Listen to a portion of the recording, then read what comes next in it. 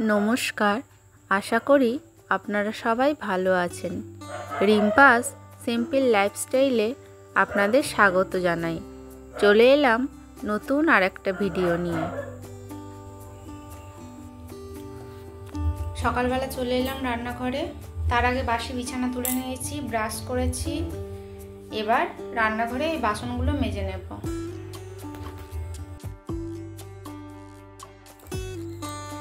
আজ প্রচুর বাসন পড়েছে। জানি না বাসন মাজতে কত সময় লাগবে। ঝটপট করে বাসনগুলো মেজে নিই। এরপর রান্নার জোগাড় আছে, মেয়ের স্কুল আছে, আরও অনেক কিছু কাজ আছে। সংসারে হাজার একটা কাজ। ইচ্ছা আছে আজকে উপরের ঘর বারান্দাগুলোকে ভালো করে পরিষ্কার করব। কারণ পাথর মিস্ত্রি, রাজমিস্ত্রি এদের সবার কাজ হয়ে গিয়েছে। এবার না পরিষ্কার করলে আর থাকতে পারা যাচ্ছে না। পরিষ্কার করেছিলাম, এবার তারই মধ্যে আবার অনেক নোংরাও হয়েছে। আর বারান্দাটা তো পুরো একদম ঘেঁটে আছে। ভাবছি এদিকের কাজগুলো তাড়াতাড়ি সেরে আর উপরে যাব। সারাদিন কি করতে থাকি আপনারা দেখতে থাকুন।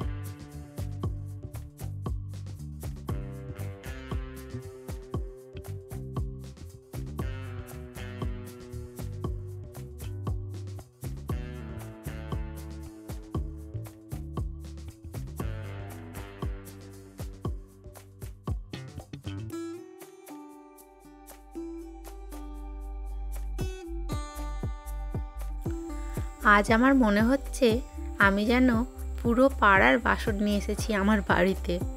বাসন মাজা আর শেষই হচ্ছে না।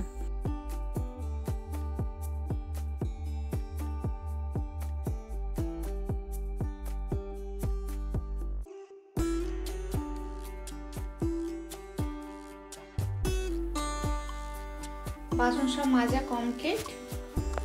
এবার এই ঝুড়িতে সব উপর করে দেবো একে একে।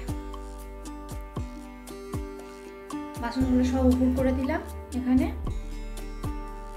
সব এখানে ধরেনি, আর এই কটাকে এখানে দিয়ে দেবো।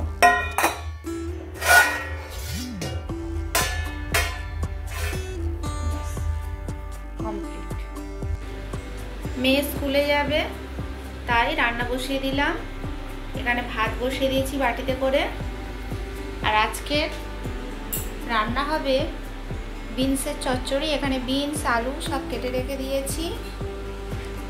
ও না, এটা বিনসের আলু। আর এটা হচ্ছে মেয়ে টিফিন নিয়ে যাবে, আলু চচ্চড়ি করে দেবো, আলু চচ্চড়ি মুড়ি। আজকে গতকালের তরকারি আছে, তো যা আছে হয়ে যাবে দুপুরবেলাটা, তাই আজকে আর তরকারি করছি না, শুধু ওই চচ্চড়ি আর ভাত করব। আর যদি কিছু মনে হয় তো দেখি তখন করব। আর এখানে কড়াই তেল দিয়ে দিয়েছি। এবার সবজি আলু তুলে দেব, চচ্চড়িটা করে নিই। আলু আর বিনসটা ভাজা ভাজা হয়ে যেতে পেঁয়াজ কুচিয়ে দিলাম, তারপরে গুঁড়ো লঙ্কা একটু দিলাম, আর নুন দিলাম স্বাদ মতো। এবার এটাকে ভালো করে নেড়ে নেব, নিয়ে জল ঢেলে দেবো। আমার চচ্চড়ি করা হয়ে গিয়েছে, নামিয়ে নিলাম। আর এখনো দেখুন কিরকম ধোঁয়া উঠছে, কি ভালো লাগছে দেখতে। মুসুর ডালটা ধুয়ে নিলাম। এবার এতে একটু জল আর একটু নুন দিয়ে ডালটা বসিয়ে দেব। একটু ডাল করি, নাহলে খেতে অসুবিধা হবে, শুধু চচ্চড়ি আর ওই একটু তরকারি, তাই ভাবলাম একটু ডাল বসিয়ে দিই। এখানে মেয়ের টিফিনের তরকারিটা বসিয়ে দিলাম। এবার ওর ভাতটা বেড়ে ফেলি, বেলা হয়েছে অনেক। মেয়ের ভাতটা বেড়ে নিলাম। ডিম সিদ্ধ, 1 পিস মাংস আর বিনস আলুর চচ্চড়ি। ও মাংসর আলু খেতে চায় না, তাই একদম একটুখানি নিয়েছি। আর আজকে সকালে এই বাজারগুলো এনেছে। এতে আছে পানি ফল, আদা, এতে ঢেঁড়স, আর এতে আলু।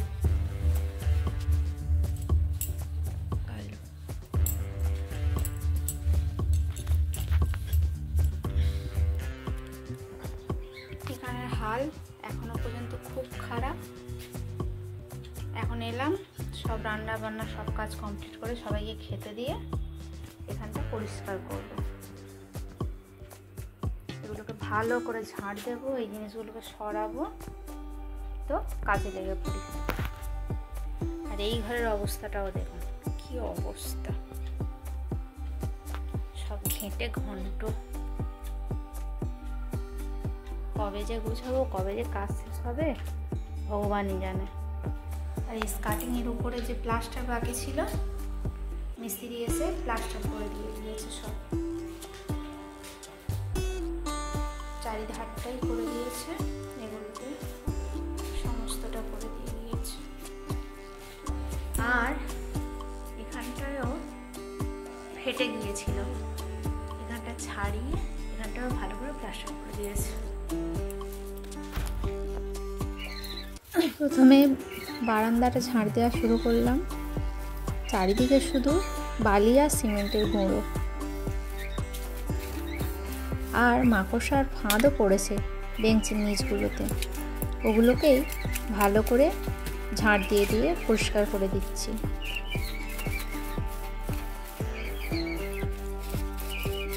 আগে বারান্দাটা ভালো করে ঝাড় দিয়ে পরিষ্কার করে নিই, এরপর বড় ঘরটা ভালো করে ঝাড় দেব, মুছবো।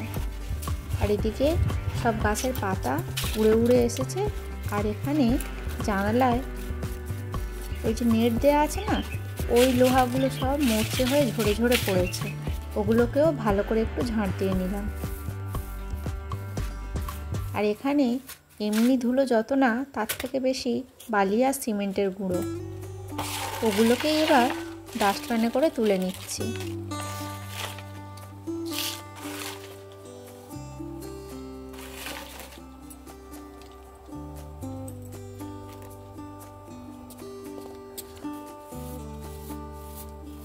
বারান্দাটা ঝাড় দেওয়া হয়ে গেল, এবার বারান্দাটাকে মুছে নেব।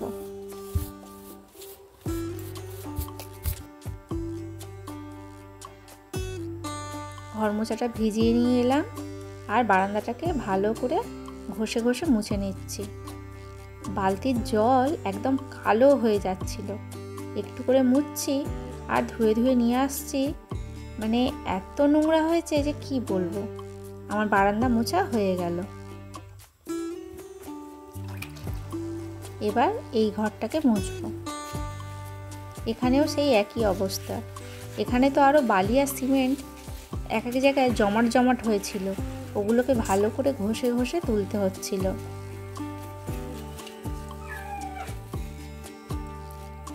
এই ঘরের অবস্থা খুবই খারাপ।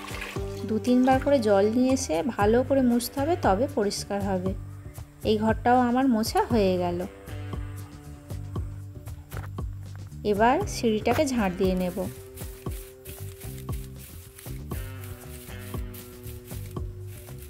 একদম উপর থেকে শুরু করেছি, যাতে আর কোথাও যেন কোনো নোংরা না থাকে। সিঁড়িটা ঝাড় দিয়ে নিচ্ছি। এই দেখুন, এখানেও সেই একই, শুধু বালি আর সিমেন্টের গুঁড়ো।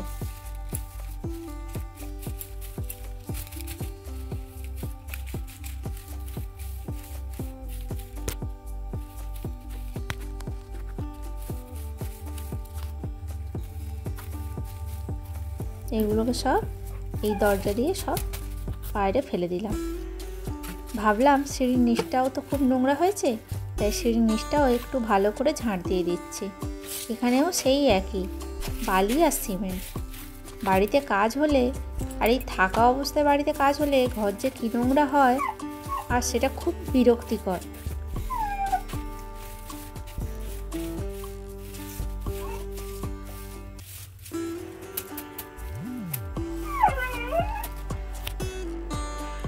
এখন যাচ্ছি মেয়েকে আনতে। বিকেলে মেয়ে পড়তে গিয়েছিল, এখন ছুটি হবে তাই ওকে আনতে যাচ্ছি। আর আমাদের বাড়ির পাশেই যে ঠাকুরটা উঠেছিল, জগদ্ধাত্রী ঠাকুর, ওখানে আজকে খিচুড়ি ভোগ দিচ্ছে, তাই এখানে খুব লোকজন। সবাই মায়ের ভোগ খাচ্ছে। ওই দেখুন, ওখানে প্রসাদ বিতরণ করা হচ্ছে। আমাকেও সবাই বলছিল যে প্রসাদ নিয়ে যাও। আমি বললাম মেয়েকে আনি, যাওয়ার পথে নিয়ে যাব। মেয়েকে নিয়ে ফিরছি, এবার মায়ের প্রসাদ নিয়ে বাড়ি যাব। আর এই দেখুন ঠাকুরটা খুব সুন্দর হয়েছিল। বাড়ি চলে এলাম। এই হলো সেই খিচুড়ি প্রসাদ ভোগ।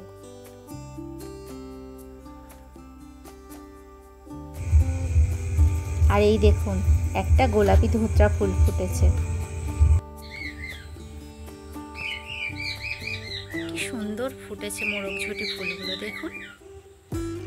এসেছিলাম ঠাকুর ঘরে পূজা করতে, ফুল তো তুলবই, তাই ভাবলাম আর ছাদে বেশ কিছু ফুল ফুটেছে, একটু ভিডিও করি। আর এখানে একটা কি সুন্দর গোলাপি রঙের জবা ফুল ফুটেছে, সাদা গোলাপি মিক্স। অনেক দিন পরে ফুললো এই ফুলটা। আর শীত পড়ে যাচ্ছে বলে জবা ফুলগুলো পুরো ফুটতেই পারছে না, কেমন কুঁকড়ে যাচ্ছে। এটা আবার পুরোটাই সুন্দর ফুটেছে।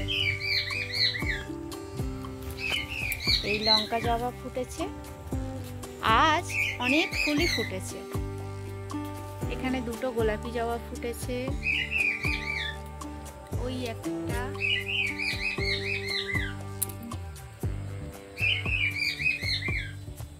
আর এখানে অ্যালামুন্ডা। কি সুন্দর লাগছে। গাছে ফুল না থাকলে ভালো লাগে না। আর এই একটা বেগুনি ধুতরা ফুটেছে, কি সুন্দর। এটাও নিজে থেকে বীজ পড়ে হয়েছে, এটাকেও কিন্তু আমি বসাইনি। আর এই দেখুন আজকের শো স্টপার স্থলপদ্ম। সাদা ফুলটা কি ভালো দেখতে লাগছে, চোখটা জুড়িয়ে গেল। কিন্তু একটু দুঃখও হচ্ছে, এই ফুলটা দেখে ভেবেছিলাম যে এটা মনে হয় থোকোটা হবে। পাতাটা তো দেখে তেমনই মনে হচ্ছিল, কিন্তু দেখলাম সিঙ্গেল ফুল ফুটেছে, তাই মনটা একটু খারাপ হয়ে গেল। যাই হোক, তাও ফুল তো ফুটেছে, এই অনেক। এবারে দেখার পালা এটাতে কি ফুল ফোটে। হয়তো দুটোই সিঙ্গেলই গাছ। দেখি, যদি আবার সময় পাই তো গিয়ে থোকো স্থলপদ্মের গাছ নিয়ে আসতে হবে।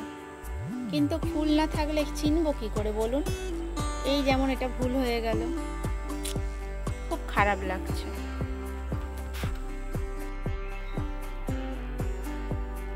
আমার ঠাকুর পূজা হয়ে গিয়েছে, আর আপনারা যে দেখিয়েছেন আজকে ছাদে অনেক ফুল ফুটেছে। আর সিংহাসনটা কত সুন্দর দেখতে লাগছে। এবার যাব রান্নাঘরে রান্না করতে, ফুল আছে তো। তুলসী মঞ্চটা বৃষ্টির জলে, গাছের জলে টোপা জল পড়ে পড়ে কি অবস্থা হয়েছে দেখুন, একদম শ্যাওলায় এঁটে গিয়েছে। তাই ভাবলাম আজ তো রান্নাবান্না তাড়াতাড়ি হয়ে গিয়েছে, আজকে তুলসী মঞ্চটা ভালো করে পরিষ্কার করি। জানি না কতটা পরিষ্কার করতে পারবো। একটা তারের জালি নিয়ে শুরু করলাম, আর এই দেখুন আমার পরিষ্কার করা হয়ে গিয়েছে। অনেকটাই হয়েছে, তবে খুব ভালো হয়নি। আর এই নিচটা আর ঘষতে পারলাম না, কারণ ওই যে জালিটা দিয়ে ঘষছিলাম ওই জালিটা একদম ছিঁড়ে টুকরো টুকরো হয়ে গিয়েছে। পরে আবার একদিন ঘষে দেব। শুভ সন্ধ্যা সবাইকে। আজ হলো উত্থান একাদশী, খুব পবিত্র এবং সুন্দর একটা দিন। আজ ভগবান 4 মাসের যোগনিদ্রা থেকে উঠবেন। এখানে আমার সন্ধে দেওয়া হয়ে গিয়েছে।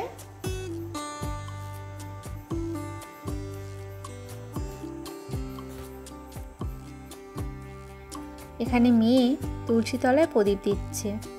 আজ উত্থান একাদশী তো, তাই ওকে বললাম তুইও একটা তুলসী তলায় প্রদীপ দে, তার উপর দামোদর মাস। আজ আসি, আবার আসবো নতুন একটা ভিডিও নিয়ে। সবাই ভালো থাকবেন, সুস্থ থাকবেন। আর আমার ভিডিওটা যদি আপনাদের ভালো লেগে থাকে একটা লাইক করে পাশে থাকবেন। ধন্যবাদ।